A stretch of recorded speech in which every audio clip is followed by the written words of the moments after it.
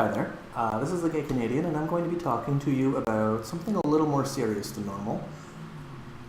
Terry Crews, who I'm sure we all know and love, just recently came out with a very strong, very emotional testimony against sexual assault and sexual harassment. And he went on to describe a circumstance in which he himself was sexually assaulted.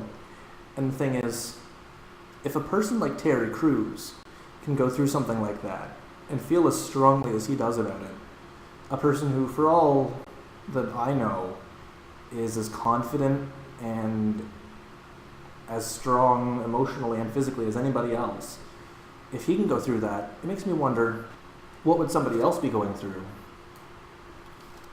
Somebody who's maybe not so strong, somebody who's not so confident, who doesn't have the success that he does. And it made me question what we all go through, because this is a very serious problem. It's a very common problem, and it really shouldn't be. We've got feminists talking all the time about, how women need to speak up more about their sexual assault, because we live in a society where rape culture is just a thing, and it needs to stop.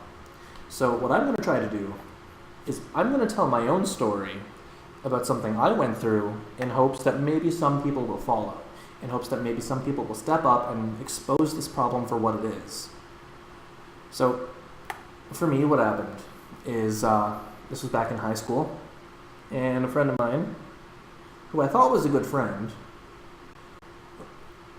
she decided that she was going to ask me to take her virginity, knowing full well that, I'm not sexually attracted to females. So I told her that, I'm sorry, but I'm gay, but, good luck with it. And she went on to ask me again and again. And every time I repeated myself, I was like, no, I'm sorry, I'm homosexual. I am not comfortable with you asking me this. Please stop. So she proceeded online to send me pictures. Started off with simple pictures of just her cleavage and, minor stuff like that, and it went on and proceeded for about 3 weeks, and it developed from pictures of cleavage to pictures of her breasts, and then from pictures of her breasts to more full body pictures and other parts of her that I didn't want to see.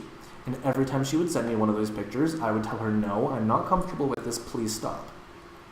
And she persisted, and she went on and on with it. This lasted for about 3 weeks. But that's not the worst part of it. Those 3 weeks were the event of it happening, but the worst part of it came afterwards, and especially during when I would go to school and I would feel uncomfortable. I would be anxious walking into the school. I would be anxious in every class that I went to. I would be actually a little bit intimidated and scared of seeing her, because I didn't know what she was going to say or do next. I didn't know if she was going to propose the same thing over and over. I didn't know if she was going to get more aggressive about it. I didn't know if I could be comfortable, so I wasn't comfortable wherever I went in that school. And most people might suggest that, you just block her and be done with it, but I couldn't do that because she was a part of every friend group that I was in. Everybody I hung out with also hung out with her. So I thought I couldn't say anything, and I thought I couldn't do anything, because everything that I had at that point socially was at stake, is what I felt.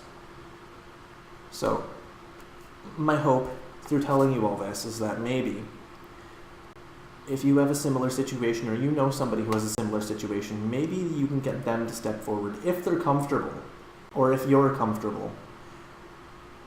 And let's tackle this problem. Because sexual assault and sexual harassment is not just a feminist issue, it's an issue with everybody. It takes a lot to come out with something like this. It takes a lot to tell a story, especially if it happened to you. I think it's very important that we all know how common a problem this is. And I think it's very important that people stand up and say, no, this is not okay. We need to stop this. We need to get rid of rape culture.